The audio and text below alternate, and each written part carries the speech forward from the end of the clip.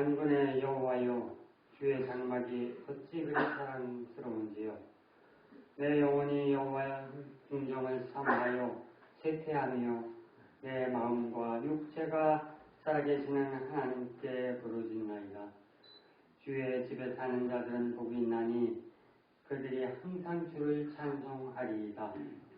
그들이 눈물 골짜기로 지나갈 때에 그곳에 많은 샘이 있을 것이며 이른 비가 복을 채워주나이다.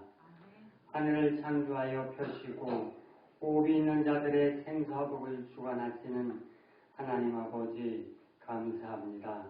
아버지 사랑합니다. 저희들을 사랑하시어 거룩한 주일 주님의 교회에서 예배드리는 귀한 시간 허락해 주셔서 감사합니다.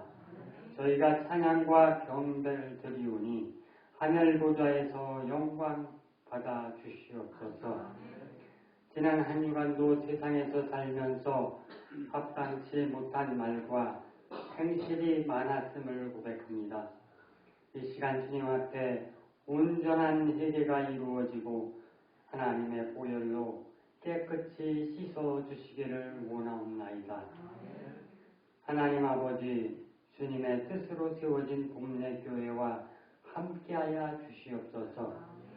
저희에게 소망과 믿음을 주시고 평강을 주옵소서. 주님의 교회 공동체 안에서 다툼과 미움이 많을 줄 아옵니다. 은혜를 베풀어 사랑으로 감싸고 회개하는 심령을 주셔서 천국 공동체로 삼아 주시기를 기도합니다. 모든 영혼 모르시는 사랑의 주님, 교역자, 중직자, 성도들 함께하여 주시옵소서. 너희는 세상의 빛이라 했으니 저희들이 말씀대로 그리스도의 빛을 발휘하는 역할과 사명을 잘 감당할 수 있도록 도와주시기를 원하옵나이다. 천국에서 안식하는 그날까지 세상과 구별하여 무엇이 진리고 거짓인지 영불명을 주시어 교회가 반석 위에 강건하게 세워지기를 원하옵나이다. 지금도 살아계셔서 역사하시는 하나님 아버지, 말씀을 증거하는 목사님 함께하여 주시옵소서. 하늘의 영역을 내려주시어 성령 충만케 하여 주옵소서. 증거하는 말씀이 생명수에서 흘러나오는 생명이 되어 식물이 빛을 받아 자라듯이 저희들의 심령도 말씀으로 신앙의 열매를 맺을 수 있도록 은혜 내려주시기를 기도합니다. 사랑의 주님, 복례교회가 시험에 빠져 고난을 겪지 않게 하옵소서. 가족 간, 이웃 간 사랑으로 연합하고 주님의 자녀들 어느 곳 어디에 있든 주님의 날개 아래에서 보호해 주시기를 기도합니다. 성도들의 사업장에서는 지혜와 지식을 주시어 어려움이 없게 하여 주시옵고, 직장에서도 능력을 인정받고 자녀들에게 명철과 지혜를 주시어 모두가 믿음 안에서 사는 주님의 가정으로 세워주시옵소서. 이 모든 말씀을 예수 그리스도의 이름으로 기도드리옵나이다. 아멘. 마태복음 4장 18절로 22절의 말씀을 보겠습니다. 마태복음 4장 18절로 22절입니다. 신약성서 5쪽입니다. 마태복음 4장 18절로 22절. 갈릴리 해변에 다니시다가 두 형제 곧 베드로라 하는 시몬과 그의 형제 안드레가 바다에 금을 던지는 것을 보시니 그들은 어부라. 말씀하시되 나를 따라오라. 내가 너희를 사람을 낚는 어부가 되게 하리라 하시니 그들이 그 그물을 버려두고 예수를 따르니라. 거기서 더 가시다가 다른 두 형제 곧 세베대의 아들 야고보와 그의 형제 요한이 그의 아버지 세베대와 함께 배에서 금을 깁는 것을 보시고 부르시니 그들이 곧 배와 아버지를 버려두고 예수를 따르니라. 할렐루야.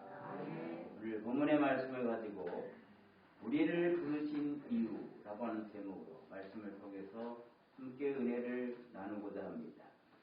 예수님께서 광야에서 마귀의 시험을 이기신 후 갈릴리에 오셔서 하나님의 나라를 선포하시기 시작하셨습니다. 예수님께서는 회개하라, 천국이 가까이 왔다고 선포하시고 하나님 나라를 위해서 예수님을 도울 제자를 부르셨습니다. 오늘 본문에는 처음으로 베드로와 그의 형제 안드레를 제자로 부르시면서 나를 따라오라, 내가 너희를 사람을 낚는 어부가 되게 해주겠다고 하셨습니다. 하나님 나라를 선포하고 이루시기 위해서 오신 예수님은 혼자 그 일을 하시지 않고 도울 제자를 부르셨습니다. 주님은 전능하시기 때문에 혼자 그 일을 감당하실 수도 있는데 오늘 사람들을 부르셔서 구원의 큰 일에 참여하도록 하셨습니다. 그런데 예수님께서 처음 부르신 제자들은 갈릴리 호숫가에서 고기 잡는 어부였습니다. 제자를 선택하실 때에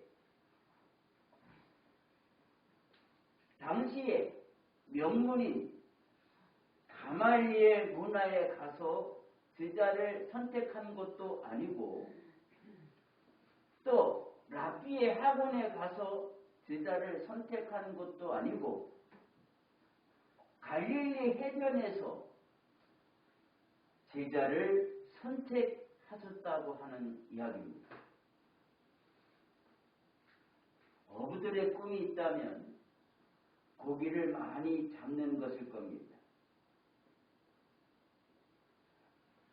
예수님은 그런 어부들을 부르셔서 고기를 잡는 것에서 이제는 사람을 낚는 어부가 되게 하시겠다고 하셨습니다. 갈릴리 바닷가에서 고기 잡는 것을 천직으로 여기던 어부들에게 이제는 사람을 낚는 어부가 되어야 된다는 새로운 꿈과 비전을 심어주셨습니다. 이 어부라고 하는 직업은 당시 사회 속에 있어서 높은 신분은 아니었습니다. 그렇다고 아주 무식하거나 또는 가난한 그런 사람도 아니었습니다. 사도행전 4장 13절 이하에 보면 갈릴리 어부들에 대해서 뭐라고 표현했는가 하면 학문 없는 범인으로 이렇게 표현하고 있는데 여기서 학문이 없다는 말은 원래 헬라 원어에 보면 아그람마타라고 하는 뜻인데 글을 읽거나 쓸 줄 모르는 그런 무식한 상태를 의미합니다. 저 예루살렘에 있는 높은 자리에 있는 종교 지도자들의 눈으로 볼 때는 무식했었다는 말이죠. 다만 사회적인 신분상으로 볼 때는 낮은 신분으로 보는 것이 옳을 것 같습니다. 앞으로 예수님이 이룩하시는 하나님의 나라, 그 하나님 나라의 일은 고기잡이와 같은 성격을 가질 것임을 암시하는 것이기도 합니다. 무슨 이야기입니다만 목회를 많이 하신 그런 목사님들의 말씀을 들어보면 목회는 낚시를 잘해야 된다. 이렇게 말씀하시는 분도 계세요. 그래서 제가 처음 신학교 다닐 때 그 얘기를 많이 들어서 목회를 하려면 낚시를 잘해야 되는구나 이 생각하고 저희 매형이 낚시를 잘하세요. 얼마나 열심히 하냐면 직장 갔다가 토요일 일요일은 낚시에 싸가지고 멀리 가서 낚시하고 이렇게 옵니다. 누님도 맨날 토요일로 혼자 있으니까 나중에는 같이 가시더라고요. 가서 대회도 나가고 막 그래가지고 상을 탔는데 낚싯대를 좋은 걸 타셨어. 그래서 그거를 저한테 주셨어요. 제가 농촌교회로 발령을 받고 보니까 거기는 낚시하기가 너무 좋은 곳이야. 댐 밑에 물이 쫙 흐르고 강이 쫙 흐르니까 여름에는 강태공들이 거기 많이 와서 낚시를 해요. 목회를 잘하려면 이 낚시를 잘해야 된다는 선배 목사님들의 말씀을 듣고 나도 낚시를 해야지 했는데 낚싯대 가져가서 제가 지금까지 한 번도 낚시를 해보지 못해요. 그 낚싯대는 꺼내보지도 못하고 다른 사람 드렸어요. 그래서 이렇게 목회를 못하는 거고 낚시를 했어야 됩니다. 어떤 큰 교회 목사님은 낚시를 너무 좋아한 나머지 그날도 낚싯대를 이렇게 들이고 있는데 누가 헐레벌떡 달려왔대요. 목사님 오늘 주일날인데 여기서 낚시하면 어떡하십니까? 그렇게 해야 목회를 잘하는 겁니다. 이거 모르겠습니다만 하나님이 이루고자 하시는 일은 고기잡이와 밀접한 관계가 있다는 것을 우리에게 암시하고 있습니다. 예수님께서 처음 이 땅에 공생의 생활을 시작하시면서 선포하신 것이 하나님의 나라였습니다. 회개하라 천국이 가까이 왔다. 천국이 뭡니까? The kingdom of God. 천국이 하나님의 나라라. 마가복음 1장 10절로 14절로 15절에 보니까 때가 찼고 하나님의 나라가 가까이 왔으니 회개하고 복음을 믿으라 하고 있습니다. 주님이 전파하시는 복음의 핵심은 The kingdom of God. 천국 하나님의 나라였습니다. 수많은 여러 비유들도 대부분 천국과 연결되어 있습니다. 주님께서 마태복음 13장에 많은 비유의 말씀을 하셨습니다만 그 비유의 말씀도 첫 줄에 보면 천국은 마치 라는 말씀이 들어가 있습니다. 비유의 말씀을 하시기 전에 천국은 마치 이러이러한 것과 같으니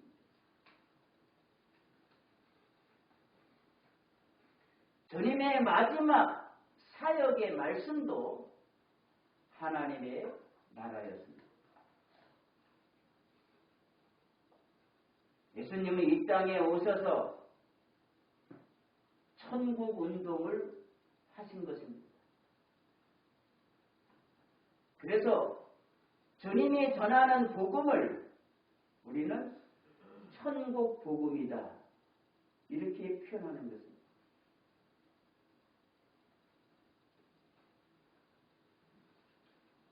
바리새인들이 예수님께 물었습니다.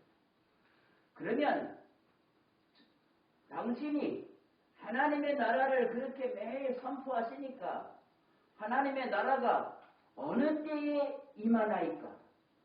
이렇게 물었습니다. 주님께서는 하나님의 나라는 볼 수 있게 임하는 것이 아니요 또 여기 있다.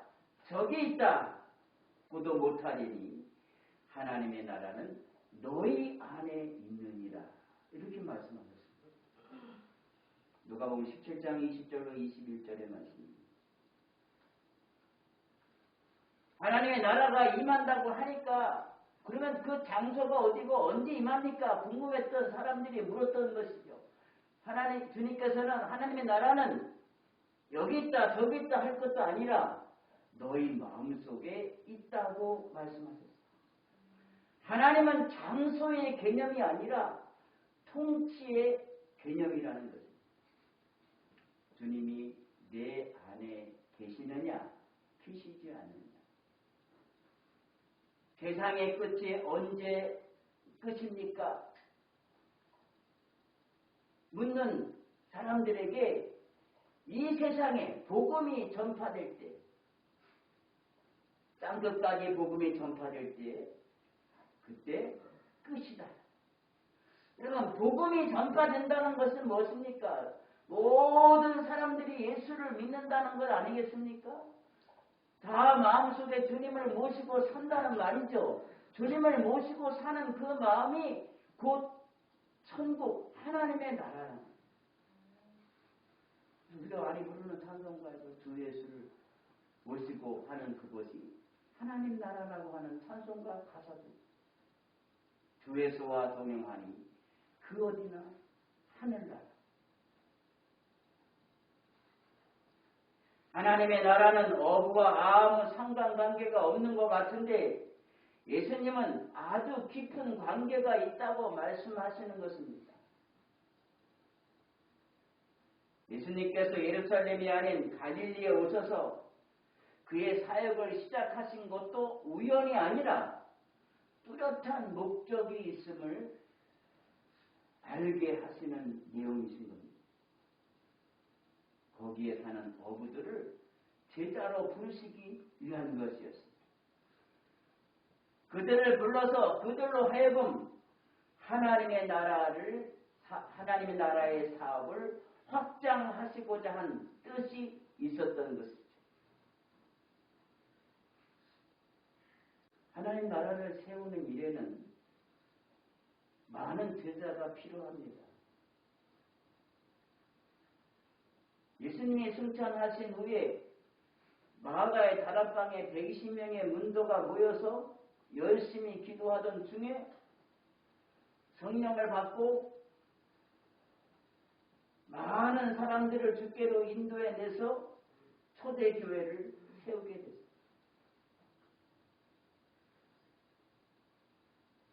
교회 안에는 여러 직분을 가진 사람도 있는데 그 직분을 가진 사람만이 하나님의 일꾼이 아니라 모든 성도가 주님을 믿는 모든 성도가 하나님의 나라의 일을 세우는 일꾼인 것입니다. 직분을 가진 자만이 하나님의 일을 해야만 하는 것은 아닙니다. 내가 주님을 구주로 고백한 모든 사람들, 성도들은, 그리스도인들은 하나님의 나라를 이루어 나가는 그러한 일꾼인 것입니다. 주님은 그런 모든 사람들을 필요로 하는 것이죠. 그래서 저와 여러분들을 부르신 것입니다. 하나님의 나라를 위해서. 할렐루야. 우리는 매주 교회 모여서 예배하고 또 기도하고 때로는 기도 언독하고 때로는 어떤 성경 공부도 하고 여러 가지 일을 합니다. 그런데 그것으로 나는 신앙생활 다 했다고 생각해서는 안 됩니다. 그것은 내가 하나님의 나라를 이루어가기 위한 사명과 책임을 다짐하는, 결단하는 의미이기도 합니다.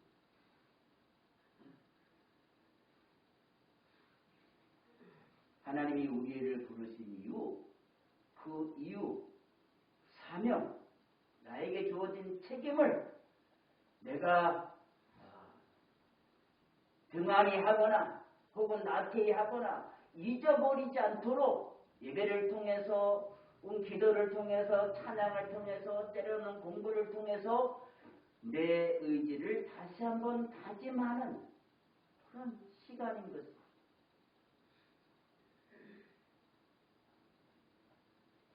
예수님은 베드로와 안드레를 부르셔서 사람을 낚는 어부가 되게 하시겠다고 하셨습니다. 이 사람을 낚는 어부의 헬라어 원문은 알리에이스 안드로폰이라는 말입니다. 우리가 안드로폰 많이 들어봤죠? 아마 젊은 애들은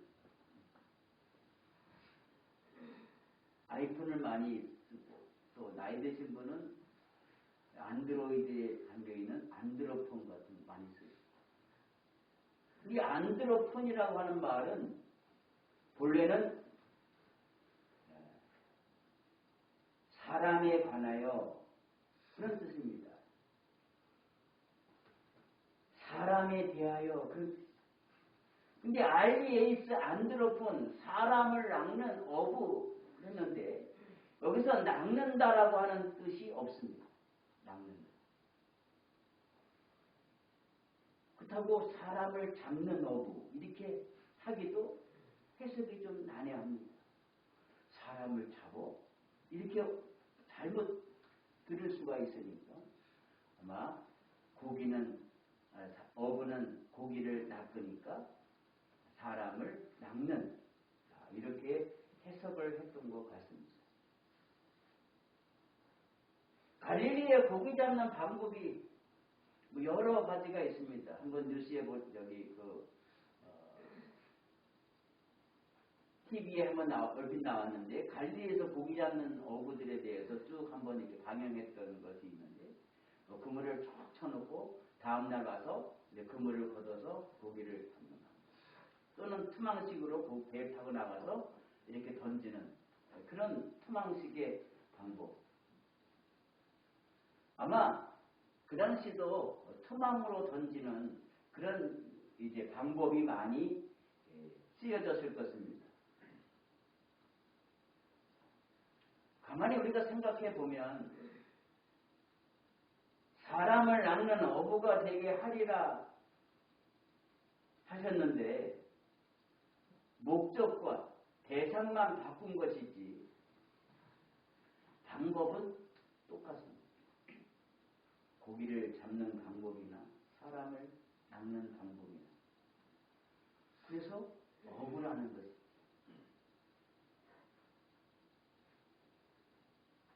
세상에 낚시질을 하던 사람을 영적인 낚시꾼으로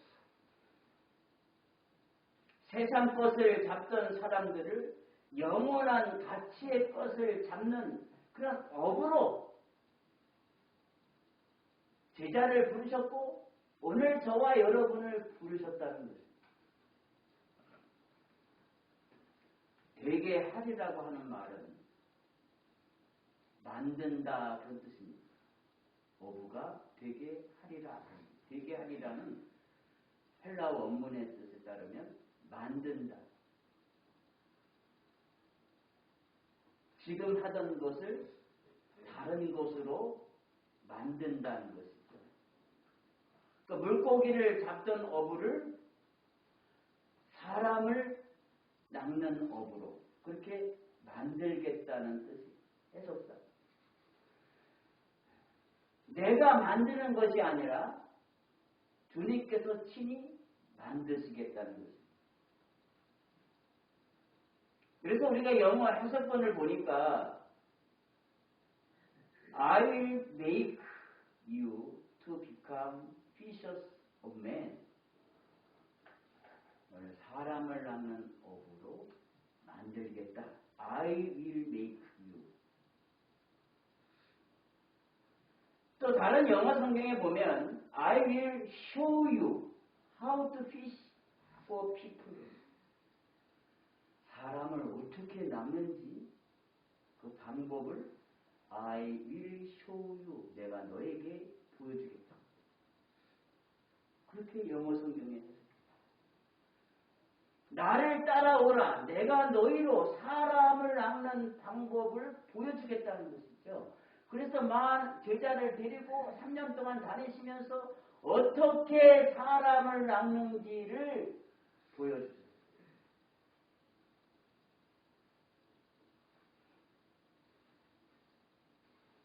때로는 명령을 행하시고 때로는 위로하시고 또 그들에게 소망을 주시기도 하고 그들 배고픈 자에게 떡도 주고 고기도 주고 해서 많은 사람들로 하여금 예수를 믿게 하고 그들 마음에 하나님의 나라가 임하도록 그렇게 하셨다. 내가 한 대로 너희도 그대로 본받아 해라. 그게 사람을 낚는 어부가 되게 하는 방법이기도 합니다. 버클리 주석에 보면은 좋은 어부의 자질을 몇 가지로 소개하고 있는데 그 첫 번째가 인내입니다. 좋은 어부는 인내력을 가져야 된다는 것입니다. 그물을 내리고 고기가 들어올 때까지 끈기 있게 기다려요. 그런 인내력이 있어요. 낚시꾼들은 낚시를 들이우고 물기까지 기다려요. 한번 찌에다가 떡밥을 던지고 바로 이렇게 했다가 고기가 물 시간이 없어요. 떡밥을 고기 앞뒤대를 들이우고 언제 무는지 새우를 낚는 거지. 낚시꾼들의 얘기는 고기를 잡는 게 아니라 새우를 낚는다는 말을 많이 해요. 그만큼 참고 인내해야 된다는 말입니다. 낚시꾼의 기다림과 인내심 그것이 바로 하나님 나라의 일꾼들에게도 필요하다. 우리가 전도하려면요 인내해야 합니다. 10년이든 20년이든 참고 인내해야 합니다. 어떤 분은 한 심령을 구원받기 위해서 10년, 20년 동안 열심히 참고 기다리며 공비였다고 하는 그런 간증 이야기를 우리는 많이 듣잖아요. 구원의 낚시에 걸려들 때까지 참고 기다려야 하는 것입니다. 한번 예수 믿으라고 보냈다가 싫다고 그만두라는 식이 되어서는 아닙니다. 끝까지 참고 기다려야 됩니다. 전도하는 방법이 시중에는 많은 책들이 나와요. 고구마식 전도법, 무슨 전도법, 무슨 불독식 전도법, 한번 물면 놓지 말아야 된다는. 고구마식처럼 이건지 아니어도 계속 쑤셔봐야 된다는 등 여러 가지 방법들이 많이 있습니다만 대체적인 얘기는 참고 기다려야 됩니다. 물론 열심히 노력해야 되죠. 왜냐하면 한 생명이 천하보다도 귀하기 때문이죠. 천하보다도 귀한 한 생명을 구원하는 일이기 때문에 참고 기다려야 됩니다. 우리가 이루어야 할 하나님의 나라의 일은 성과가 금방 나타나는 일이 아니기 때문에 참고 기다리며 그물을 던져야 되는 것입니다. 밭에 뿌린 곡식이 싹이 나고 자고 깨는 사이에 자라서 꽃이 피고 열매를 맺는 것처럼 하나님의 나라는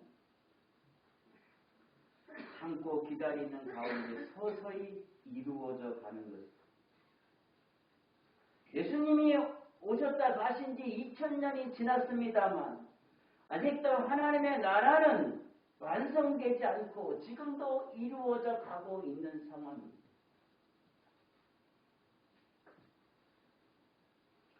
오늘 저와 여러분을 하나님께서 부르신 것은 그 하나님의 나라를 이루어져 가는 그 하나님의 나라를 더 힘과 더 노력을 기울라고 하나의 미랄이 되기 위해서 저와 여러분들을 부르신 것입니다.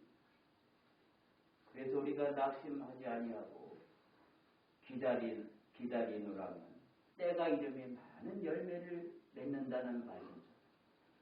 열심히 노력하면 언젠가 하나님의 나라가 이 땅에 온전히 이루어질 줄로 믿습니다. 많은 사이비 또 이단들은 하나님의 나라가 내려온다 이렇게 말합니다. 그래서 우리가 죽으면 하나님 나라가 내려올 때까지 기다리고 있어야 된다. 언제까지 기다려야 돼요? 우리 육신의 장막이 무너지면 이 땅에 기다려야 돼. 어디서 기다려야 되나요? 하나님 나라가 내려온다고.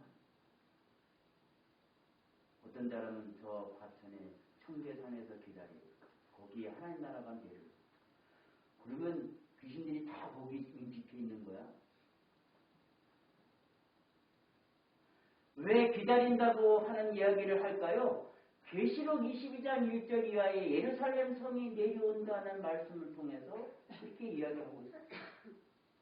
미래의 이 땅에 온전히 다 끝이 나면 예루살렘 성이 내려온다고 성경에 기록되었듯이 봐라 하나님의 나라가 내려온다고 하지 않느냐. 우리가 올라가는 게 아니라 내려온다. 이렇게 해석하고 있는데 잘못된 해석입니다. 그렇게 말하는 사람이 있으면 하나님 나라가 내려온데 이렇게 말하는 사람이 있으면 2 플러스 단이 확실합니다. 거긴 근처도 가지 마. 요즘 누구네 이단이다 그러면 잡혀갈지도 몰라. 난 누구라고 얘기 안 해서 그렇게 말하는 사람들이 많이 있다고 그럽니다. 성경은 그렇게 말씀하고 있지 않습니다. 우리의 육신이 죽으면, 육신이 무너지면 우리의 영은 하늘나라, 하나님이 통치하시는 하늘나라로 갑니다. 성경이 요한복음 14장 1절에 내가 너희를 위해 처소를 예비하러 가노니 예수님께서 십자가를 앞두고 가서 처소를 예비하면 내게로 와서 너를 나 있는 곳에 있게 하리라. 주님이 부활하신 후에 어디에 앉아 계신다고 했습니까? 하나님 보좌 우편에 앉아 계셔서 저리로서 산자가 죽은 자를 심판하러 마지막 때에 오시리라고 말씀합니다. 그래서 주기도문, 사도신경 다 거기에 기록되어 있잖아요. 그래서 우리는 죽으면, 믿는 사람은 죽으면 하나님 나라를 가는데 하나님의 심판대 앞에 있지 않습니다. 그래서 하나님의 심판대 앞에 서서 생명책의 이름이 기록되어 있으면 하나님의 나라, 생명책에 이름이 기록되어 있지 않다는 말은 예수를 안 믿는다는 말이죠. 그런 사람은 그의 행위에 대한 기록을 보고 저 불못으로 간다는 것이 요한계시록 20장 11절 이하의 백보자 심판에 기록되어 있습니다. 우리는 한 번 죽는, 한 번에 죽는 죽음은 겪지만 두 번째 사망은 겪지 않습니다. 두 번째 사망은 예수를 안 믿는 사람은 겪는다. 그러면 예수를 믿다가 죽은 사람들 이 땅에 나중에 예수님이 오실 때 어떻게 됩니까? 고린도서 15장 51절 이하에 봅니다. 우리가 다 잠잘 것이 아니라 제가 비밀을 말하는데 마지막 나팔이 부는 순간에 잠자던 자들이 썩지 않을 몸으로 변화되고 죽은 놈이 썩지 않을 몸으로 다시 살고 이 땅에 남아있는 살아있는 예수 믿는 사람들은 우리도 썩지 않을 몸으로 변화돼서 공중으로 예수님 앞으로 들림받는다. 이것이 휴거입니다. 그렇게 된다는 거예요. 그러니까 우리는 살아생전에 주님이 오시면 어떻게 변해요? 썩지 않을 몸으로 변화돼서 공중으로 들려서 주님을 맞이하는 거예요. 그러면 예루살렘 성에 내려온다는 말은 무슨 말일까요? 마태복음 24장에 있는 말처럼 이 땅에 복음이 완전히 끝까지 전파될 때야 끝이 오리니 그 끝이 예수님이 이 땅에 재림하시는 끝이 아니겠습니까? 그러면 모든 사람들이 예수를 믿지 않는 사람들이 땅 끝까지 복음이 전파돼서 그 끝이 되면 주님이 내려오실 때 예수를 믿는 사람들은 휴거되고 믿지 않는 사람들은 형벌에 처하게 되고 주님이 이 땅에 오셔서 왕이 되셔서 모든 사람들을 통치하시는 그런 이제 나라가 된다는 것이 요한계시록의 11장 이하에 기록되어져 있습니다. 그것이 이 나라에 다 예수 믿으면 이 나라가 온전히 천국이 되니까 예루살렘이 내려온다는 의미, 통치의 개념인 것입니다. 여러분 이해가 되시죠? 어느 정도? 제가 몇 번 말씀을 드려서 우리 교인들은 아마 빼고 있을 거예요. 이단의 핵심은 이 내용을 가지고 잘못 해석하고 있습니다. 여러분 잘 기억하시기 바랍니다. 두 번째로는 좋은 어부는 용감해야 된다. 파도가 가만히 있습니까? 또는 태풍이 불어서 파동 칠 때도 어부는 어떻게 생계 때문에 고기잡이를 나가야 됩니다. 그저 파도와 싸우면서 고기잡이를 나가야 돼. 그런 용기와 용감함이 있어야 되는 것입니다. 우리가 살고 있는 세상 그저 넉넉하지 않습니다. 내가 나가서 전도한다고 사람들이 나도 주세요, 나도 주세요. 그런 사람 없어. 나도 전도지 한 장 주세요. 나 이런 사람 못 봤어. 세상이 녹록지 않습니다. 사람들이.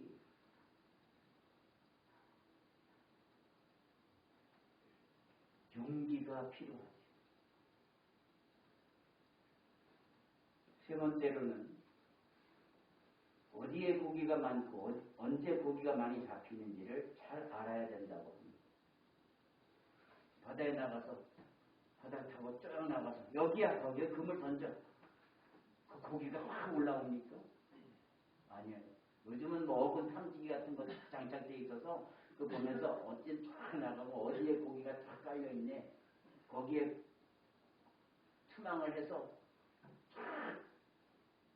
쫙 고기가 다. 우리가 전도해야 할 세상 사람들은요. 고기보다도 더 야고. 사람들이 얼마나 야고요. 제약으로 뭉쳐있는 사람들을 그런 사람들을 하나님의 사람으로 만든다는 게 쉬운 일은 아닐 겁니다. 그 쉬운 일이 못 살게 막 쳤겠지. 온 세상이 다 예수를 믿었겠지.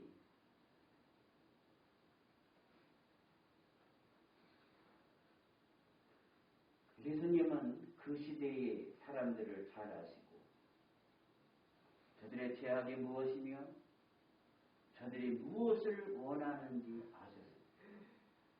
그래서 때로는 아까 말씀드린 대로 격렬하게 논쟁도 하고 먹을 것도 주고 또 이적도 행하고 그러다가 안 되니까 예수님이 십자가에 달려 돌아가십니다.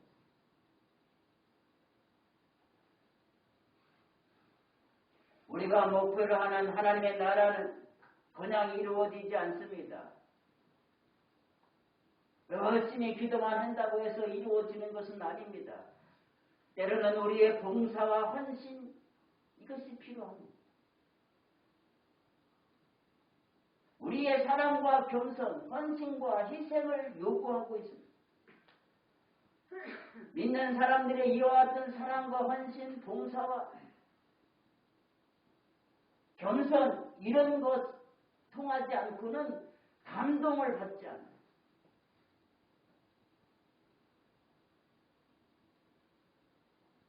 오늘 왜 앞을 지나가는데 매 토요일마다 바자회를 축하드려요. 우리 지방에 교회입니다. 그거 하기 위해서 열심히 미리 준비하고 그다가 다 해서 물건 팔려고 그랬겠어요. 물건 파는 것도 있지만 물건 파는 걸 통해서 그 심령을 주님께로 돌아오게 하는 하나의 방법으로 바자회를 하는 거죠. 그 옆에서는 열심히 전도지 주면서 5,000원짜리 2,000원 내주고 1,000원짜리 그냥 주고 그러진 않. 난 그런 거 못 봤어. 근데 하여간 그렇게 한다는 거예요. 싸게. 그래서 사람이 감동받아서 감동받을 때 전도들 딱 줍니다. 언제 한번 교회 나오고 그래 딱 봤지. 5,000원짜리 10,000원에 팔고 1,000원짜리 5,000원에 팔고 그 전도지 줘봐요. 교회가 장사하네. 그거 안 받아.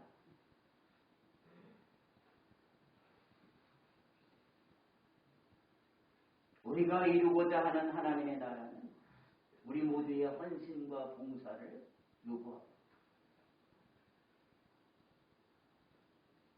우리가 늘 예배에 참석하는 것으로 만족하지 마시고 하나님 나라를 위한 귀한 일꾼, 봉사와 헌신하고 때로는 희생하고 하는 귀한 일꾼이 되시기를 간절히 기원합니다.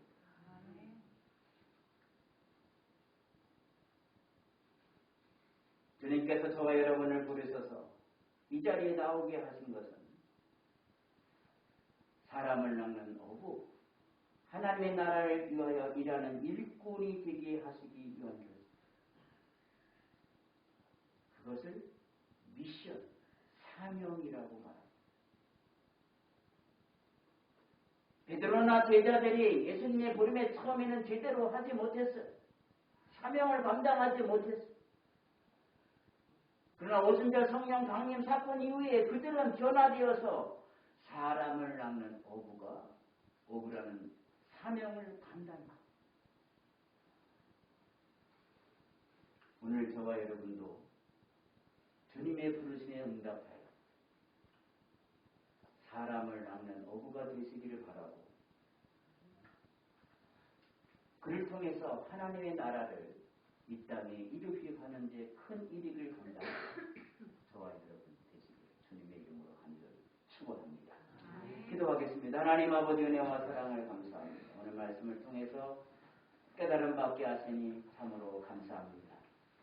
원하기는 주님께서 우리를 부르신 것은 우리로 하여금 사람을 낚는 어부가 되게 하시려고 하는 그런 귀한 뜻이 있음을 알게 하시니 감사합니다.